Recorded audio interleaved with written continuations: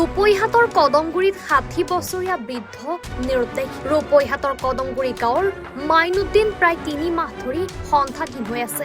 সন্ধানহীন হোৱা মাইনুদ্দিনক বিচাৰি হাহাকাৰ পৰিয়াল। উক্ত নিৰুদ্দেশ হোৱা ঘটনা কেন্দ্ৰ কৰি হতাশাগ্ৰস্ত হৈ পৰিছে পৰিয়ালটো। ৬০ বছৰ ঊৰ্ধৰ লোকজন দুৰাৰোগ্য ৰোগত আক্ৰান্ত বুলি জানিবলৈ দিয়ে পৰিয়ালৰ লোকে।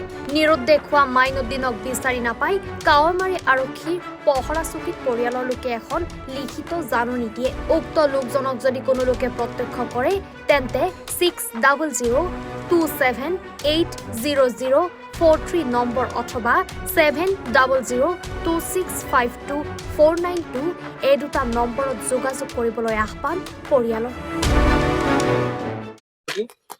জেবুর রহমান বাবা মানে শুক্রবারের দিন রাত 4:30 বাজা খুঁজেছে ঘর নাই। মায়া করতেছে তোর বাবা তো ঘর নাই। বাদে আমরা খুঁজ খবর লইলাম, পাইছি না। আমি কালকে আবার গুয়াহাটি গেছিলাম, বিচাইছি গুয়াহাটি জিএমসি তো বিচাইছি, পাইছি না। এনে আমার নাম কি আছিল, কি নাম আপনার? মাইনুদ্দিন, ঘর কদমগুৰি। এতিয়া আপুনি কি আহ্বান জনাব ৰাইজক, যদি কোনোবাই বিচাৰি পায় তেন্তে কি ক'ব? তো নম্বৰ দিছো, এই নম্বৰটো ফোন কৰিব। এজাহাৰ দিছে? হ্যাঁ, এজাহাৰ দিছো। আপোনালোকৰ পৰিয়ালৰ বা আত্মীয় স্বজনৰ ঘৰত বিচাৰ কৰিছে?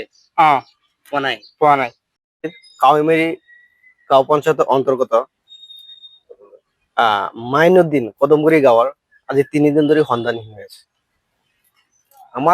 আমাৰ গাঁৱৰে মানুহজন, তেখেত আপোনাৰ আমাৰ মহলাৰে এজন ধনবাৰীলে হয়।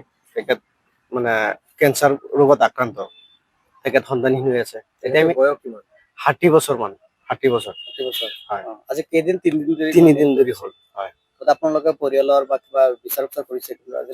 হয়, তেখেতৰ পৰিয়ালৰ মানুহে বিচাৰে, আজি 3 দিন ধৰি বিচাৰি আছে, মানুহজনক পোৱা নাই। আনকি গুৱাহাটীও গৈছে, বি বৰুৱা কেঞ্চাৰ হস্পিটেলতো মানুহজনক বিচাৰিছে, পোৱা নাই।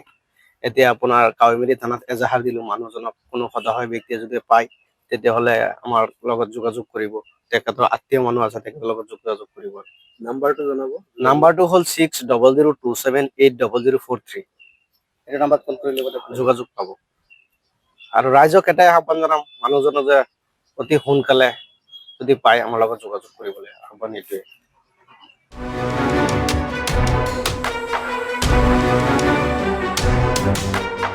ৰূপৈহাটৰ পৰা আমানুল্লাহ খানৰ ৰিপৰ্ট, এনি ভাৰত 24।